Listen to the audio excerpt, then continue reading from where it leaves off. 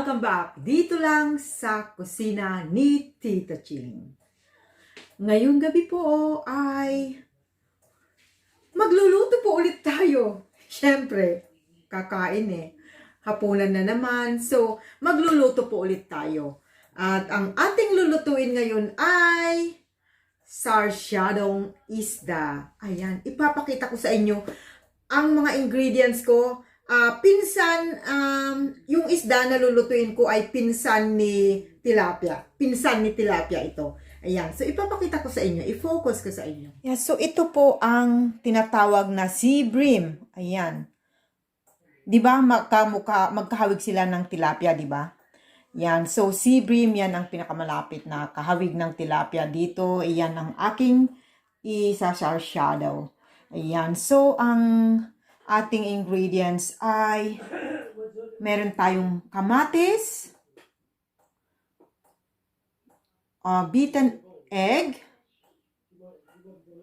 onions, garlic, spring onions. Optional lang po ang spring onions. Maganda lang kasi tignan, di ba, pagka may green. Water, gagamit din tayo ng water, syempre, patis, at olive oil. And on the other side, I have a dill, fresh dill. Ito optional lang guys. Mayroon kasi ako natira sa fridge. Sayang naman kung matatapon. Ang dill ay maganda sa mga fish kasi pampatanggal daw ng lansa. Yan. And of course, I got here fish seasoning, salt, and black ground pepper. Alright, so unang gagawin ko ay ating ipiprepare na yung ating isda. Alright, so what I do guys ay lalagyan ko to ng asin. Yan, iaano natin. Irarab natin ng asin.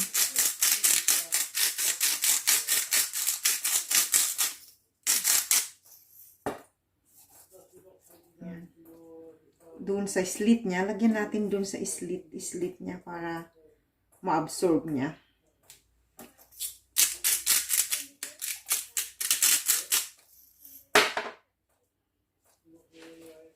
Then, itong fish seasoning, lagyan din natin.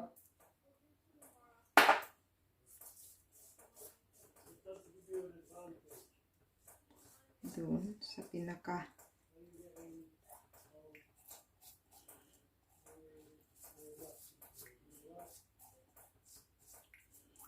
nilagyan ko din ng konting doon.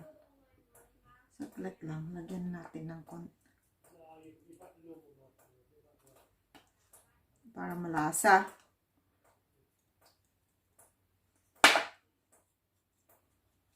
Okay. Yan.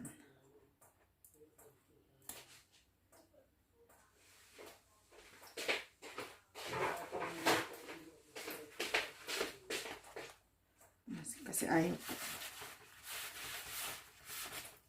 para dumikit yung ating there.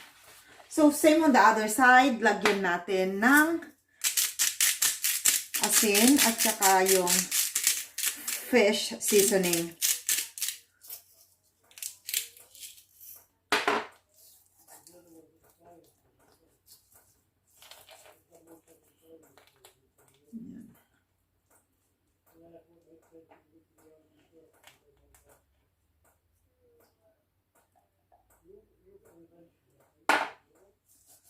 Kung wala kayong yung fish seasoning guys, pwede na yung asin lang. Asin lang naman talaga. Optional lang yun. Nagkataon lang na mayroon ako. So, bakit hindi ko gamitin, di ba? Pero kung wala kayo, it's fine. Kung anong meron kayo dyan, yun ang gamitin. Ayan. So, ayan ko lang muna dyan para ma-absorb. And then, after a few minutes, piprituhin na natin. Okay, so mainit na guys. Lalagyan ko na siya ng olive oil. Pwede kayong gumamit guys ng anong ang cooking oil, kung anong cooking oil na preference ninyo, guys. Preference ko lang to. Kasi healthier daw. Yan. So, antayin lang natin na uminit bago natin ilagay yung isda. Okay, so nakita natin na mainit na. So, ilalagay na natin.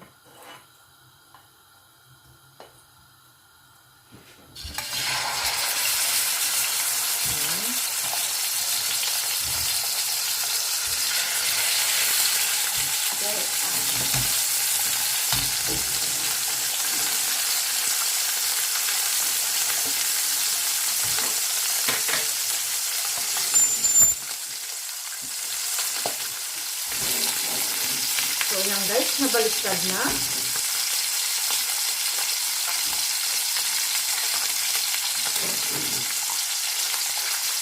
So, lutuin lang po ulit natin the same sa kabilang side.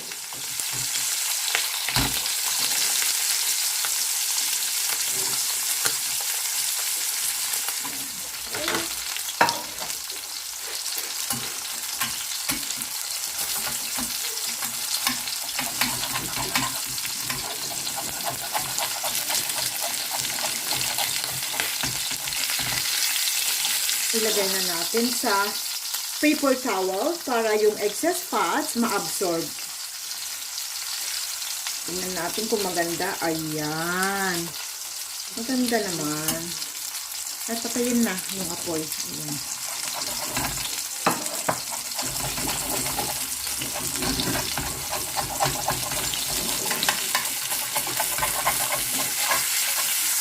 Okay.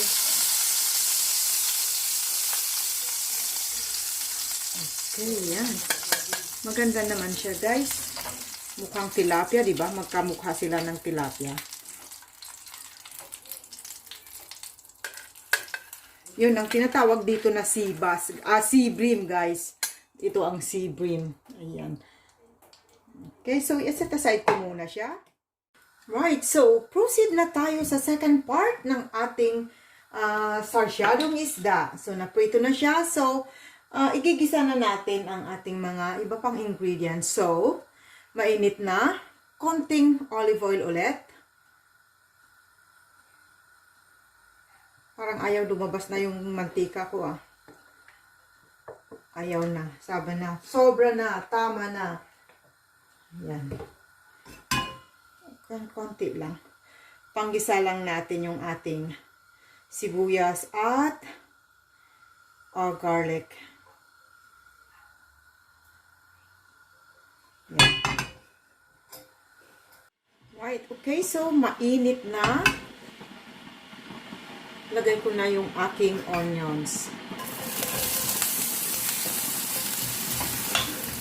Tulad ng nakagawian na sinasabi ko sa inyo, lagi kong inuuna ang aking onions. Kasi ayaw ko na masunog yung bawang. Yan.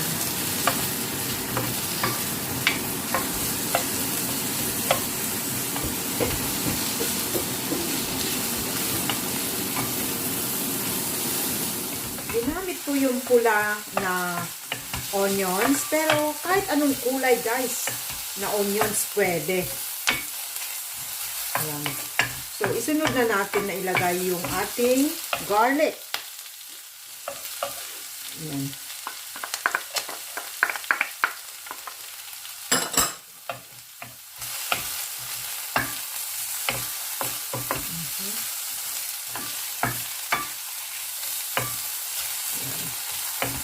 Hanggang siya maging golden brown. Yan. So, ang isusunod natin ay ang ating kamatis. Yan.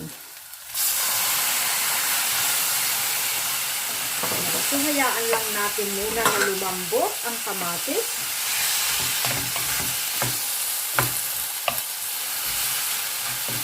Yan.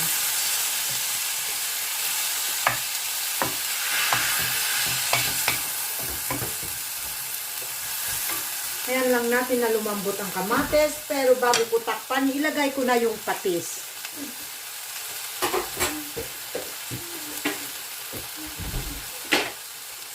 Okay, so lalagyan na natin ng patis para ma-absorb ng ating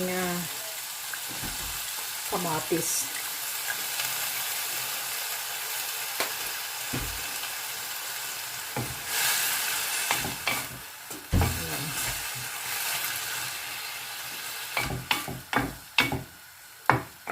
Ang patis guys ay bahala na kayo kung gaano, it's ano yan personal preferences yan So kung gaano kaalat or ano yung gusto nyo. Okay. So takpan ko lang muna guys. And then para palambutin ko, gusto kong malambot na malambot yung kamatis. Yan. Okay. Malambot na siya. Okay. That's what I want to achieve. Yan. So, lalagyan ko na siya ng ating black ground pepper.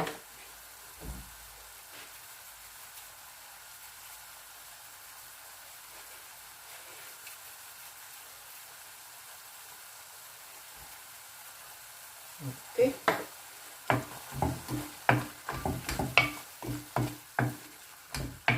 Sunod na natin na ilagay yung ating green onions. Yan.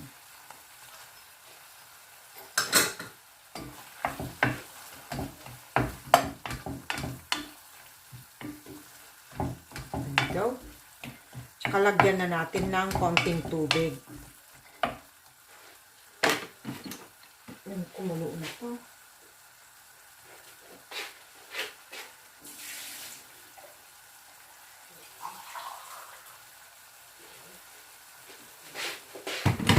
So, lagyan ko lang ng 1 cup water.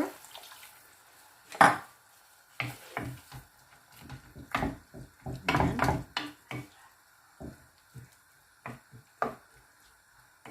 So, hayaan ko lang muna guys na kumulo. Ayan. So, takpan lang muna natin.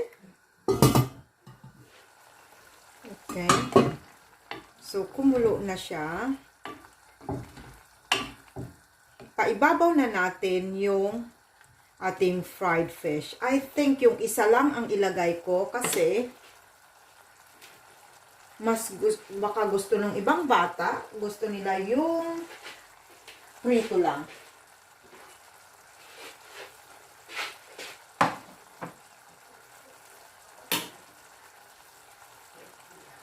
Okay. Ayan. So, isimmer lang natin siya. Yan, para ma-absorb. Magdadalawang isip ako. Ilalagay ko na ba silang dalawa? Wag na. Para na. Ayan, so, simmer lang po natin. So, isa lang inilagay ko para mayroong choice yung isa kong anak kung gusto niya yung prito lang. Yan. Okay, so let's check. Okay. Ayan.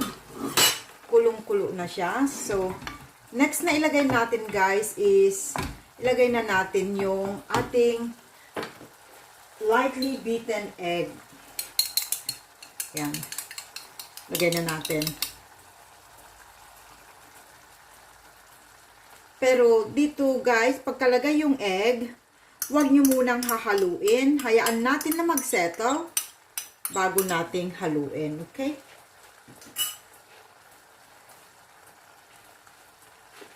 So, what I'll do is sprinkle ko na lang guys itong ating dill. Fresh dill. Sprinkle natin.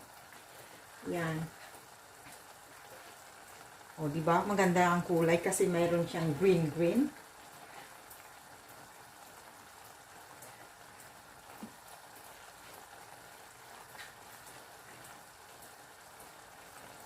Yan. So, nagsettle na yung ating egg. So, pwede ko na siyang haluin. Ayan. Kasi settled na siya. Ayan.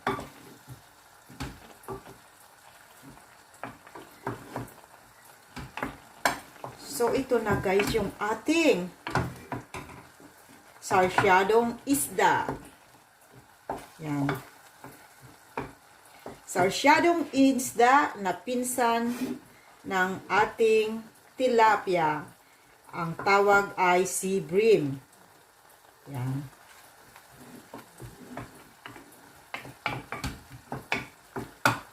Okay guys, so ilagay na natin sa serving dish. Ayan. Right, okay guys, so there you have it guys. Ang ating Sarciadong Isda. Ayan. Sea Bream. Sarciadong Sea Bream. Okay. Okay guys, so thank you for watching guys, and I hope that you will try this. It's very easy and simple recipe. Okay, so I hope to see you again tomorrow guys in my next video. Bye!